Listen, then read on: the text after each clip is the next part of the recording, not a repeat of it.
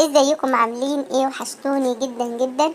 فيديو جديد النهارده. طبعا لو اول مره تشوفي القناه ما تنسيش تدوسيلي لايك وتسيبيلي اشتراك بكلمه اشتراك اللي تحت الفيديو. ويلا بينا كده نبتدي الفيديو. اول حاجه كده بصوا، انا معايا كده طماطم وفلفل وبصل وليمون ونص ليمون، ومعايا البطايه دي. طبعا انا كنت نقعاها في المحلول بتاعها، كنت حاطه ملح وخل ودقيق وسايباها كده تتنقع كويس جدا جدا جدا.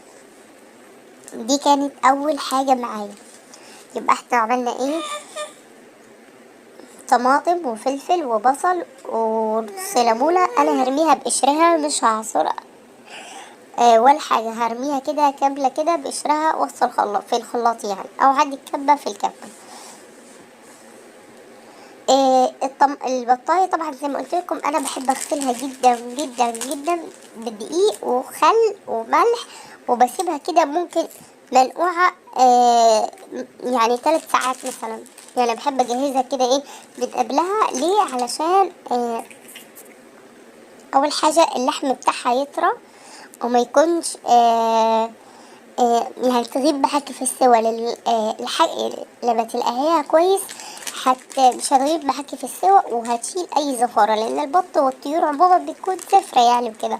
فلازم تنضفيها كويس قوي قوي علشان ما تكونش زفرة معاكي. وكمان انا فصلت الجلد كده على اللحم علشان انا هتبلها وهعملها مشوية. لأول مرة هشوف بط كده مشوي.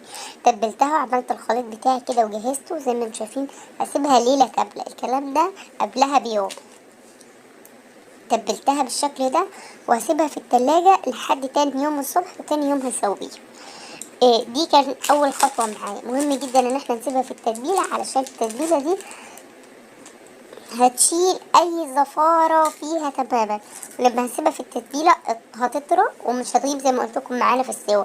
يعني البطايه دي قول 2 كيلو ما خدتش معايا سوا. يعني مثلا نقولوا قعدت ساعه ونص في الفرن. انا بشوف بط بيقعد بالساعتين. هنا تاني يوم الصبح بقى، كنا تاني يوم هنحضر معاكم كده الفطار. كنت جايبه كده طماطم وخيار وفلفل، وعندي كده ايه بيضها، يعني هنطقش كده بيض الصبح كده ايه نعمل كده قرص. كنت جايبه لانشون وكمان كنا جايبين شيبسي فوكس ومخلل. يعني كان جوزي نزل جاب لنا حبة كده طلبات نفطر بيها وكده. بس بعد كده ايه، ومعايا جبنه برضه رودس انا بحبها جدا جدا، يعني حلوه قوي بتكون على الفطار. وهقطع كده لانشون وهنعمل، يعني هتشوفوا معايا هنحضر كده فطار كده حلو زيكم وجميل كده زيكم.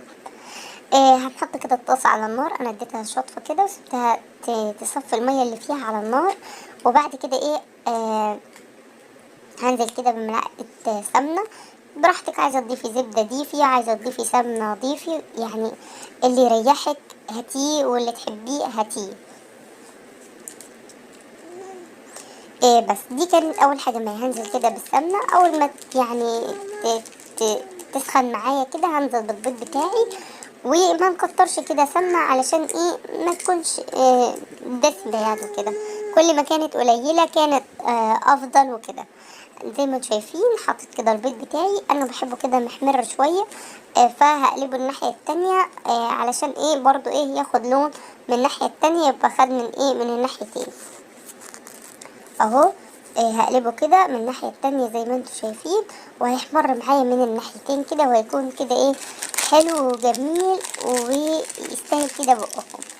من ما البيض كده يعني اتحمر، انا طفيت على النار، طفيت عليه النار وسبته كده على البوتاجاز لحد ما كنت قطعت كده الخيار. كنت طبعا انا غاسله الفلفل، قطعت الخيارتين والطماطم، وكان ايه الاكل معايا جاهز. والفلفل كنت يعني غسلاه ومجهزاه. وفضيت كده المخلل بتاعي ده، مخلل مشكل دول ب10 جنيه. بس يعني مخلل نظيف كده وحلو. وفتحت الجبنة برضو وجهزتها، يعني ايه حاجات كده ايه بسيطة ايه هتظبط معايا الدنيا. قطعت هنا ايه الخيار والفلفل اهو زي ما انتوا شايفين. كنت قطعت كده الطماطم. هفتح معاكم من اللانشون كده وارصه كده واظبطه. برضو يعني ايه فطار كده ايه حلو وسريع. احنا 3 افراد يعني اللي هياكلوا من الاكل ده، فالدنيا هتكون ايه معانا ان شاء الله، هتكون حلوة ومظبوطة ومية مية زي ما بيقول. هجيب كده اللانشون بتاعي وارصه في الطبق ده، والمخلل بتاعي. بس مش عارفة ليه اللانشون ده كان لونه تقريبا يعني هو متضاف له لون صناعي، لان هو لونه بينك، وانا اول مرة بجد اشوف معايا لانشون باللون ده. يعني دايما بيكون لونه احمر. بس ده بصراحة مش حلو، يعني ما حبيتهوش خالص. خالص خالص، لونه صعب بجد. هي الكاميرا كمان مش موضحة اللون بتاعه، كان لونه بينك بالظبط، بينك بينك. فده يعني دليل ان هو داخله الوان صناعية ومش مظبوط. حطيت فضيت القرص البيض هنا، وظبطت كده ايه، حطيت برضو المخلل، واحط الجبنة جنب اللانشون. وده هيكون ايه الفطار الحلو السهل السريع بتاعنا. يعني ايه مش هياخد معانا وقت، سهلة، ومنها احنا غيرنا وجددنا وعملنا كده ايه حاجة مختلفة. يعني اوقات بنفطر كده شاي ببسكوت، مرة نعمل كده بيض وطماطم وحاجات زي دي، مرة ممكن كيكة، يعني بننوع. هنا حطيت كده البطة بتاعتي زي ما انتوا شايفين كده، شكلها تحفة وخطير، وعايزة اقول لكم تشهي كده للاكل هي من قبل ما تستوي. حطيتها وحطيت عليها شوية مية كده عشان يعني يكملوا السوا بتاعها، وهدخلها الفرن. طبعا كنت مسخنة الفرن عشان ما تغيبش معايا في السوا، وهحطها على الرف اللي من تحت خالص، يعني على النار على طول. يعني فوق اول درجة فوق النار عشان البايركس ما يفرقعش، ممكن يفرقع معانا. وهحطها واسيبها ايه تكمل سوا بعد ما تستوي. ويعني اديها اختبار تستوي سوا. هرفعها كده على ال على الشواية من فوق عشان يعني تتحمر وتاخد معايا لون وكده، لان هي ايه لازم تاخد معانا لون. بس حطيتها كده ايه في الرف زي ما انتم شايفين من تحت خالص. وعايزه اقول لكم كانت جباره بجد، كانت تحفه جدا جدا جدا جدا.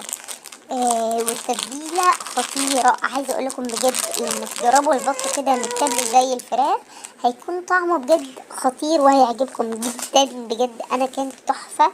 عملت كمان سلطه، طلعت المخلل اللي كان باقي معايا، وادي الرز بتاعي سويته وحمرته كده وظبطته، وهغرف كده الاكل بتاعي. وهيكون ده الفيديو بتاعي سهل وبسيط كده وجميل، يا رب يكون شجعكم.